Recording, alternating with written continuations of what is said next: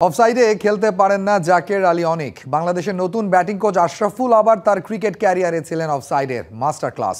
তাই নতুন গুরুর দীক্ষা নিয়ে জাকের ধীরে ধীরে হয়ে উঠছেন অফসাইডে স্ট্রং। কোচিং প্যানেলে কেমন করছেন আশরাফুল, সেটার উত্তর আবার দিয়েছেন মাহমুদুল হাসান জয়।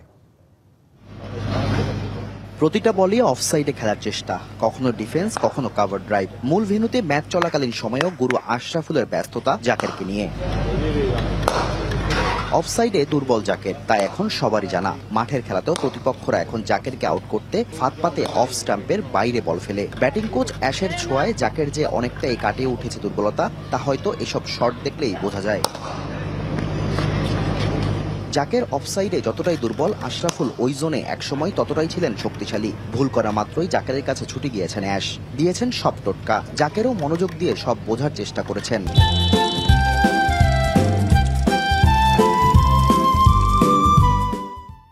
অ্যাশের কাছে আগেও যারা দীক্ষা নিয়েছেন তারাই হয়তো জানে তার কারিশমা। আশরাফুল ভাই তো জাস্ট এই সিরিজে আসছে, ওনার সাথে আমার আগে তেমন কাজ করা হয় নাই। উনি জাস্ট দুই একটা পয়েন্ট বলে দিয়েছে। আর সালাউদ্দিন স্যার তো আগে থেকেই ছিল, উনি জানে আমার ব্যাপারে। জাস্ট আমাকে বলছে যে তুমি তোমার ন্যাচারাল খেলা খেল, যেভাবে পারফর্ম করে আসছো সেন্স খেলে ওইভাবেই খেলতে হবে।